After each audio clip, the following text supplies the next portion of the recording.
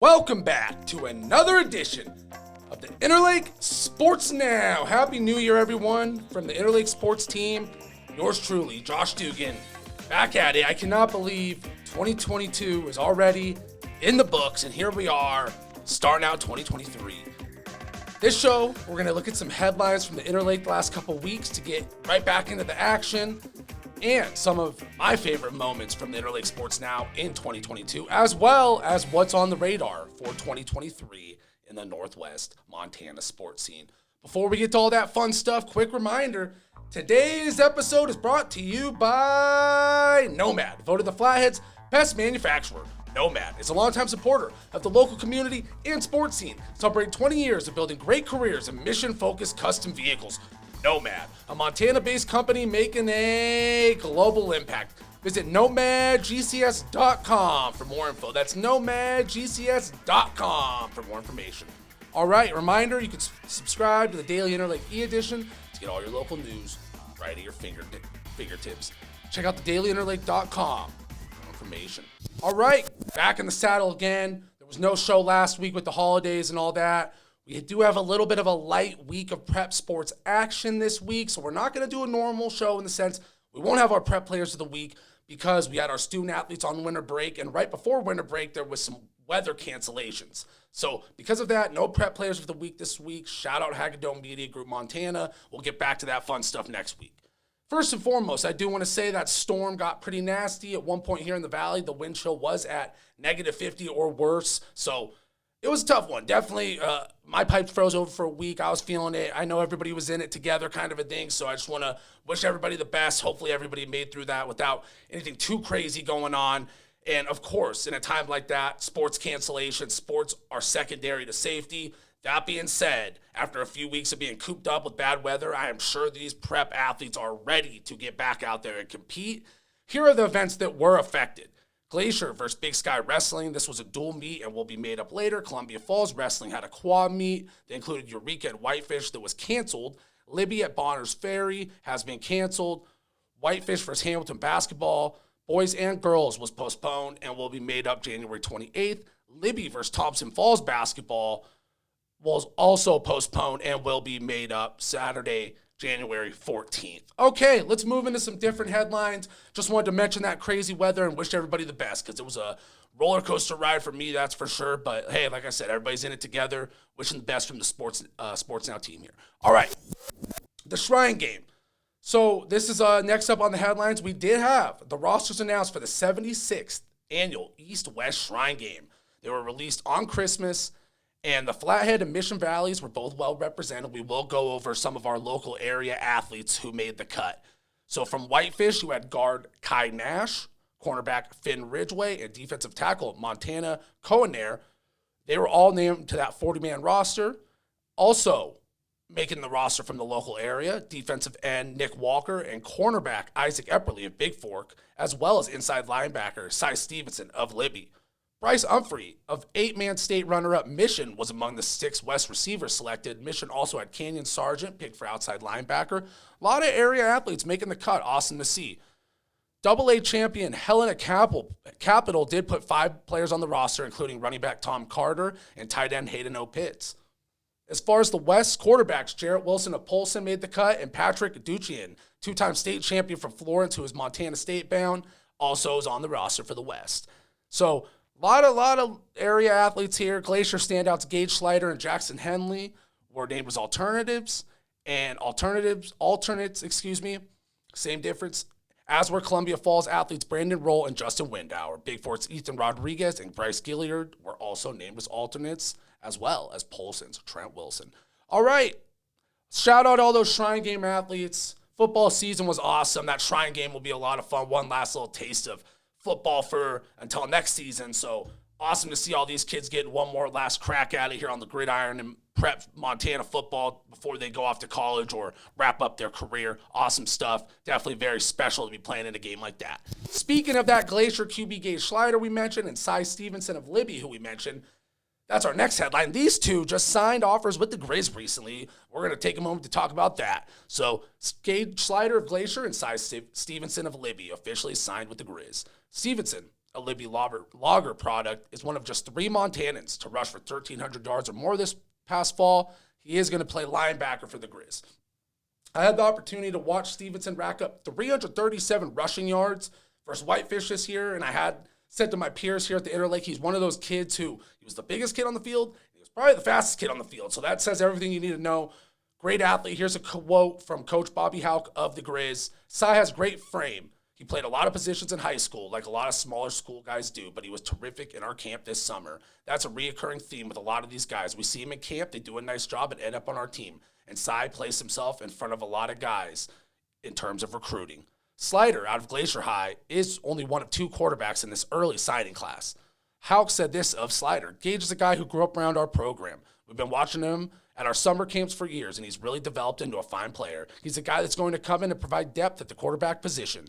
So, awesome to see Sliter keep his journey going for the Grizz. I had the chance to watch him quite a bit this year covering Glacier. And Stevenson, like I said, I saw him play once, but didn't take long to tell. This kid had another gear, special talent. Excited to see him at linebacker for the Grizzlies because I feel like he's just going to fly around, have a nose for the football, and just make plays. He seems like that kind of a player on defense. It seemed like every time you looked in that Libby Whitefish game I was at, whether he was on offense or defense, he was a big part of the action. So awesome to see that.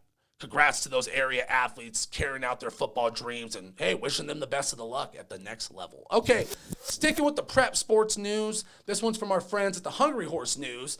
Columbia Falls boys soccer coach O'Brien Byrd was named Class A Coach of the Year by the Montana High School Coaches Association. Awesome stuff. Coach Byrd led the Wildcats to an undefeated season and their first State A championship in 17 years. Like I said, that was from our friends at the Hungry Horse News. Can't say I'm shocked by that one. That Columbia Falls team was special all season long. Awesome coaching job by Coach Byrd, and only excited to see how that team progresses moving forward. And hey, we might have a little bit more of Columbia Falls soccer action in our favorite moments from 2022 action. Okay, so let's keep this one rocking and rolling. This is going to be a quick one from our friends at the Lake County Leader about one of the Ronan schools, dial it back in. Hey, we're coming back from winter break, just like the area athletes. They're going to be shaking the rust off on the court, getting that free throw shot back. I'm shaking the rust off behind the microphone. Let's start that one over. So the Ronan basketball program is heading to Alaska. Let's cut to the chase, right? The Ronan basketball program, they're taking part in the Alaska Airlines Classic High School Basketball Tournament in Anchorage, Alaska, after winning the Alaska Nets High School Movie Night Grand Prize. Awesome stuff. They won a big-time prize, heading to Alaska for this tourney. Here's what Ronan girls head coach Steve Wool said of the experience. The kids, parents, and fans are pretty excited. Many of the kids have never been on a plane or out of Montana, so this is a great thing for them. The story continues. Ronan High School had originally screened Alaska Nets as a fundraiser showing the documentary about life in basketball on Alaska's last native reserve in the traditional community of Metlakatla. I hope I said that right.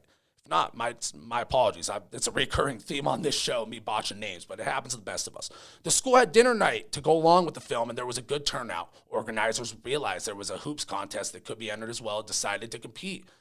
So the school got an email back from the makers of the Alaska Nets project tournament competition, basically saying they did an awesome job and they had a real chance of winning the trip to Alaska. And this was the part that really stood out to me. Wall said they won out of 1,180 schools that applied. So Wall said he got an email later that we had made the Final Four and asking what we could do to show we deserve more than the other 3. Ronan held a pep assembly and a Zoom call with the Alaska Nets filmmakers and representatives from Alaska Airlines live. After the beginning of the call, there were interviews with Ronan athletes, a pep assembly where the entire student body was loud and proud, and a drum ceremony as well. Everybody was on board. It was a whole school effort, Wool said. I couldn't hear in that assembly. They were so loud. During the call, it was announced by the organizers that Ronan had indeed won the trip to Anchorage to play in Alaska Airlines Classic High School Basketball Tournament. The Maidens will play in a 14 tournament January 17th through 19th, and then from January 19th through the 21st, the Ronan Chiefs will play in a bracketed tournament with their first game against West Anchorage. Awesome stuff. I mean, just absolutely once in a lifetime kind of stuff you read about, and here I'm getting to talk about it. So I feel special just being a part of it here, covering it. congratulations to these athletes to be chosen out of over 1,000 schools and get the opportunity to go with your teammates, cross the country, travel. I mean, that's, as a young athlete, those are the memories you are never going to forget. Best of luck in the tournament. It's one of those things, you're going in to win. You want to compete, but win or lose, once in a lifetime opportunity. And no matter what, every kid from that Ronan basketball program is coming home a winner from that tournament. So congratulations to the school, the program, the coaching staff, and the players especially, and their parents. I mean, that's just overall, I couldn't imagine being a young athlete, having the opportunity to travel somewhere like that with my team and all that. I mean, that is what you live for. So congratulations to Ronan. They could go on to probably win state this year. And I mean, that would probably be more, maybe hit a little more in the heart. But you're never going to forget this tournament. Doesn't matter what happens the rest of the year. It's already been a success. So great job by that program and that school, putting their players out there, doing the fundraising, doing everything they had to do to get themselves a chance, and ultimately being chosen out of over 1,000 schools. Very impressive, awesome stuff, and once in a lifetime. Gets me pumped up just talking about it. Okay, let's move it along to the college ranks. Been kind of rolling along this show. Like I said, a lot of catching up to do. No show last week with the holiday break, and now we're back at it in the new year, 2023, kicking it off right. Let's talk a little bit of college football. And, of course, this time of year, there wouldn't be college football talk without some transfer portal news. So the transfer portal has hit the 406. Bobcats' all-time leading rusher, Isaiah Fonse, has entered the transfer portal. He announced on Twitter that he was going to be sticking his name in the hat, seeing where he could go out there. And Fonse already does have an offer from San Jose State, a team who recently was in the top 25 in the FBS, a big-time, I wouldn't say a big-time program, but a competitive program who makes their way into a bowl game almost every year, finds himself in and out of the top 25 from time to time. So it shows that Montana State has some high-level talent. But it will hurt the team a little bit. As far as Fonse go, he's the school's all-time leading rusher with 3,742 yards. And as far as single-season leading rushers, he also has the record with 1,623 yards on the ground. He finished his career 6th in school history in touchdowns with 25 total, so rushing touchdowns. So Fonse, he did miss most of 2022 with a knee injury. He only played 3 games, all in the playoffs.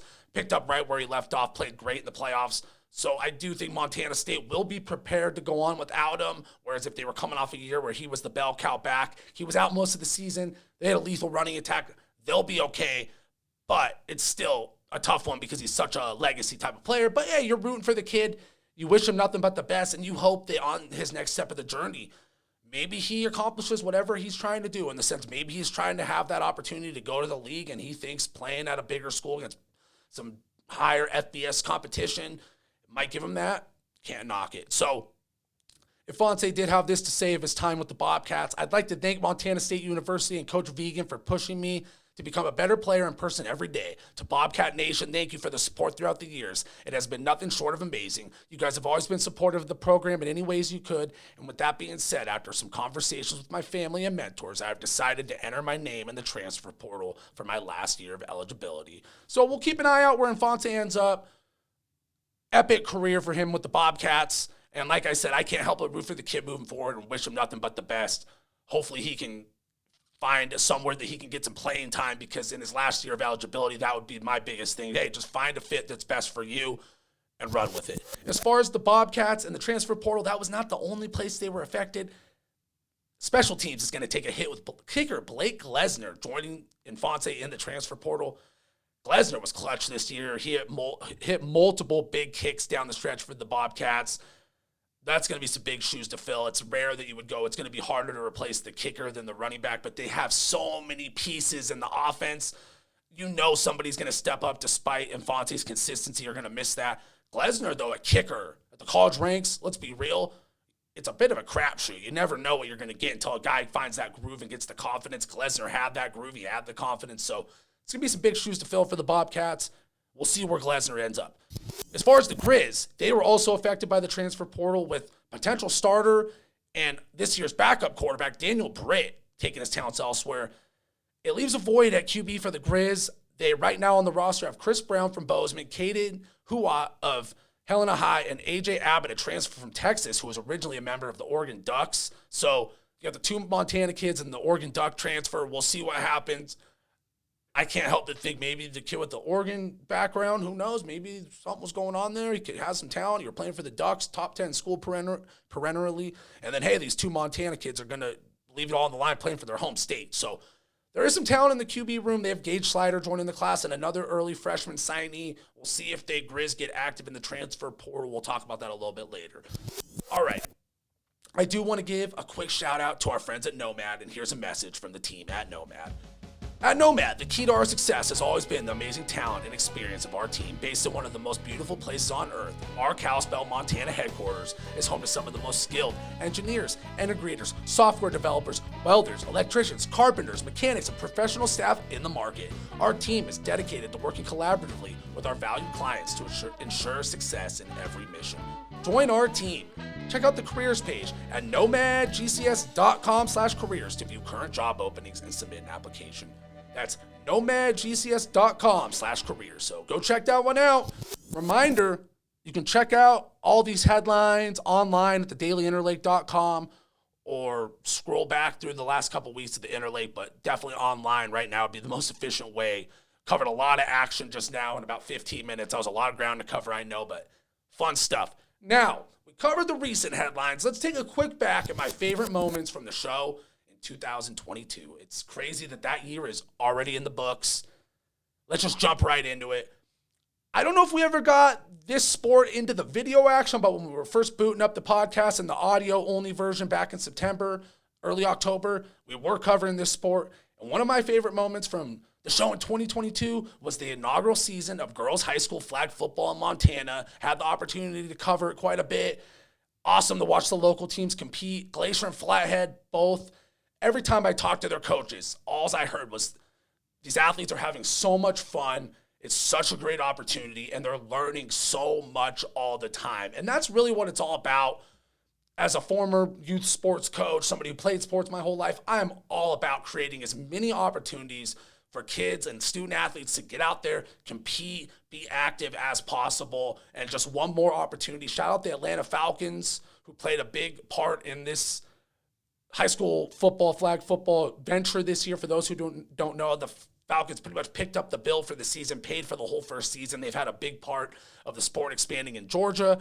Their owner, Arthur Blank, has ties to Montana and decided this was the next spot he felt was a good one and made some investments, and here we are. So that was one of my favorite moments. It was a lot of fun. Glacier did take home the first ever state title. Flathead, Glacier, and Butte were the 3 teams who competed this year, and overall, just a lot of fun covering it, watching it, and most importantly, like I said, more opportunities for athletes to expand and grow, and that's what it's all about. Next up, one of my favorite moments from the show in 2022. I was at this one, getting video footage for the show. Glacier football, the playoff win, just one of those things. The thing that stuck out the most to me was that Glacier squad celebrating after the game, going nuts with their team, having fun, going wild, and honestly, that is what it's all about. I always say it on the show, but those are the memories in sports you don't forget about. They stick around for life. It doesn't get any better than pulling off a home playoff win, celebrating afterwards with your team and your friends and the students and all that. So awesome stuff. That was a memory I will not forget. Next up, we mentioned Coach Byrd a little bit earlier of Columbia Falls. That Columbia Falls soccer state title, it was like the team of destiny kind of year for the Wildcats. They handed Whitefish their first loss in over 60 games, and then the Wildcats went on to win the whole thing. First state title since 2005. And honestly, you just love to see it in the sense they had a goal. They were one of those teams they hadn't won in quite some time, and it all came together at the right time. And then, hey, you know what's awesome to see, too, is Whitefish is a perennial state championship contender, so you know it sets up for an epic cat-dog soccer game next season. They're going to be hungry. But that's something I will not forget. Big Fork playoffs. I went to a couple Big Four playoff games, but the one that really stands out, that went in the snow. I've talked about it on the show multiple times, but it was the definition of perfect old school football weather. Temperature was about 20, 25 degrees, snow flurries throughout the day, and then, of course, the ball game ends up with perfect sunshine and a Big Fork win. I've seen a lot of prep sports in person, but I don't think, in my opinion, it's going to ever be more memorable than that. It was just perfect football weather. And Big Fork was so much fun to watch in that type of weather. Moving along to the college football ranks, the Grizz playoff win over SEMO. For those who don't know, Grizz were down 24-3. It looked like it was pretty much over in the first round of the playoffs after kind of an up and down season. The game's on ESPN2, national televised game. Felt like the Grizz had no chance. All of a sudden, Malik Flowers returns a kick. Lucas Johnson throws a touchdown. Junior Bergen returns a punt. Next thing you know, the Grizz are right back in the game. They take the lead. They win 34-24, and it's a roller coaster win for the ages where one of those you remember where you're watching type of games. I know exactly where I was. I was in the Interlake office, and could not believe what I was seeing, but you can't stop believing. So it was one of those, hey, the Grizz, they made a couple plays. They got a chance, and next thing you know, the dominoes start falling, and that was just epic.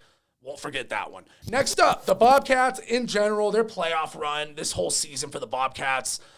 The season was great, and the playoff run was the cherry on top despite not winning it all. I've spoken so highly about this offense time and time again, but just so much pre-snap movement, so much pre-snap motion, so many different weapons being utilized. As a fan of football, as a fan of the X's and O's, they were so fun schematically to watch. That Bobcats team this year was awesome. One of my favorite things to cover, without a doubt. Back to the prep ranks. Speaking of football, though, the local quarterback play here in the Valley and surrounding area was awesome. Gage Sliter of Glacier, Polson's Jarrett Wilson, Columbia Falls Cody Schweiker, and Whitefish's Finn Ridgway. Sorry to anybody who I didn't mention, but those guys really stood out. I had the opportunity to watch Schweiker, Ridgway, and Sliter in person multiple times. Followed Wilson quite a bit throughout the season, and it just felt like every week you were looking forward to checking the box score or checking the stat line and looking at what these quarterbacks did, putting up video game type of numbers, leading their team to playoff type seasons. So awesome stuff. It was just a joy to watch. I'm all for old school football, run the ball, play defense. I mentioned Big Fork in that playoff football game. That's what they do so great. That's what makes it so fun. At the same time, as a fan of sports, as a fan of football, I can appreciate everything. The quarterback play and the offensive play here in the Valley was awesome. And it's rare that you get that many prep quarterbacks in one area putting up video game type of numbers week in and week out, excelling. So it was special to watch. Next up, College Game Day came to town.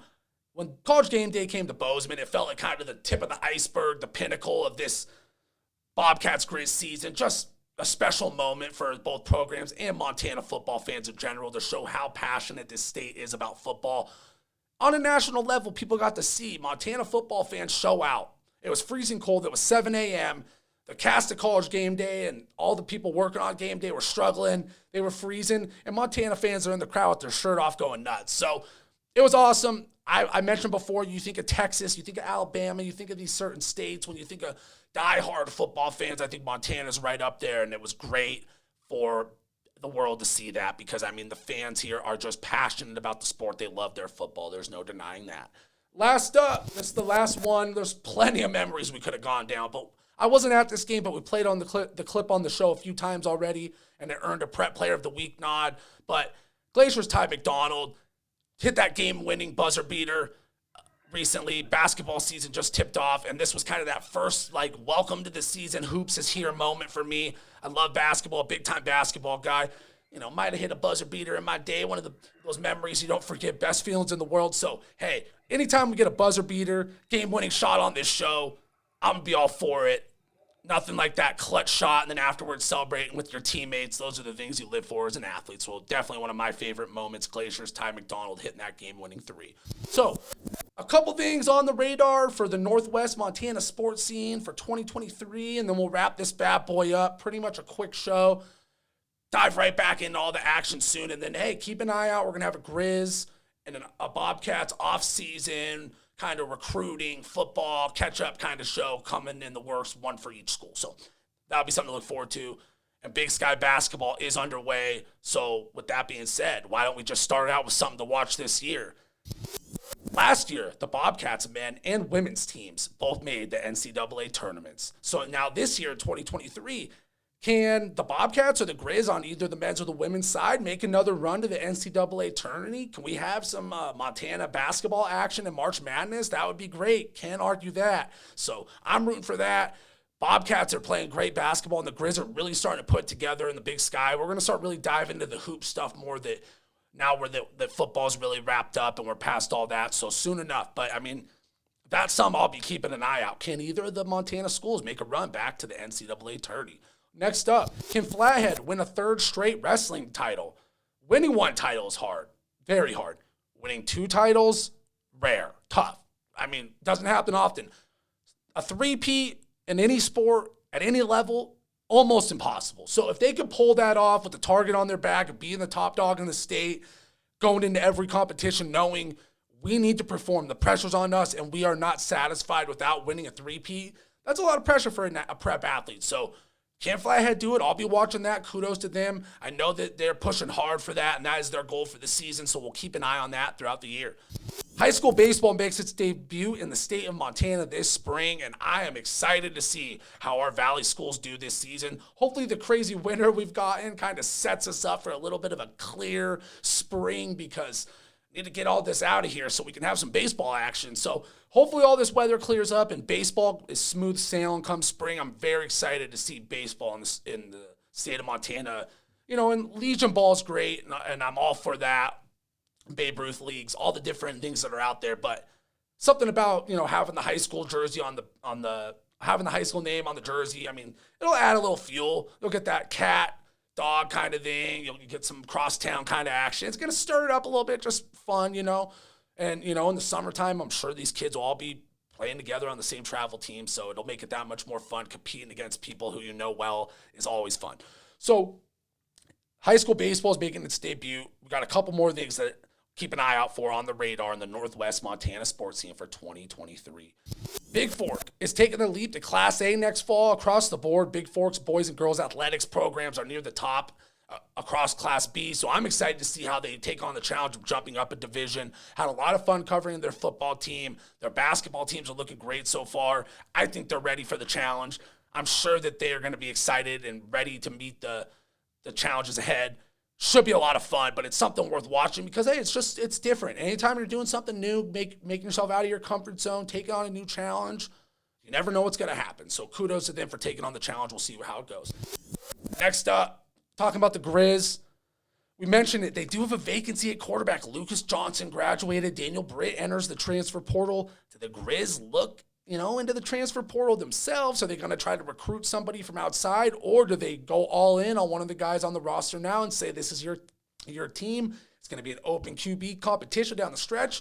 Who knows? So that's something I'll definitely be watching, because in today's college football atmosphere, you can't win without a QB. So the Grizz, they might have a couple guys on the roster capable. It's just going to be a matter of who's that guy, who wins the battle, who steps up, because obviously they believe in the talent of everybody on that roster for having recruited them. Next up is who's the guy who thrives in their system? Who's the guy who feels confident with those playmakers on the outside? Who's the guy who knows the offense best? Whatever it may be, that's what to keep an eye on. Or do they go big and go in the transfer portal? So we're going to have to keep an eye on the Grizz and their QB situation. Whereas the Bobcats, our last thing to watch on the radar in 2023, they're set at QB. Probably as set as anyone at the FCS level, just about, with Tommy Mellott and Sean Chambers under helm. 2 high-level quarterbacks. So the thing for me to watch with the Bobcats football team, we're a long ways away from them getting back under center, getting into action, but they wrapped up the season with 20 straight home wins. Right now, the FCS record is 39 straight home wins by Georgia Southern back in the day. I know 20, 39, that's a big jump. But hey, the Bobcats win out at home next year. All of a sudden, you're a season or 2 away from history. So that's jumping the gun. That's on me. I know that was like a way, way, way down the road kind of a moment. But it's something to keep an eye out for, because you're like, wow, if they go undefeated at home again next season, all of a sudden you're talking about something really special, because the pressure's on now. I mean, you win 20 straight, people are talking about it. The hype's there. So fun stuff. I mean, I had such a great time covering sports in the Valley and the surrounding area. So much great Montana sports. On that note, we will wrap this show up. I'm excited for 2023. 2022 was a blast. Awesome stuff. Before we wrap this thing up, I want to give a special thanks to Hagadone Media Group Montana for their support as always, and remind everyone listening that this episode was brought to you by Nomad, voted the Flathead's best manufacturer. Nomad is a longtime supporter of the local community and sports scene, celebrating 20 years of building great careers in mission-focused custom vehicles. Nomad, a Montana-based company making a global impact. Nomad has worked with NASA and various branches of the United States military, so you know Nomad is a name you can trust with your manufacturing needs. For more info, visit nomadgcs.com. I repeat, nomadgcs.com. That'll do it for today. Thanks again to the Flathead's best manufacturer, Nomad, and thanks again to Hagadone Media Group Montana. Happy New Year's, everyone, from the Interlake Sports team. What a year 2022 was, and let's dive right back into it this season, this year. Winter sports is about to tip back off next week, and we'll be covering the prep action. We'll be getting it up, Big Sky basketball talk, and of course, like I said, we have a Grizz and a Bobcat kind of end of the season, off season, kind of football special in the works. So that'll be coming up, recruiting. We'll dive into all that, how do both programs look moving into next season, and what's important this off season to prep for next season. So happy New Year's, everyone. Thanks for watching. I'm Josh Dugan. I'm out. Have a good one.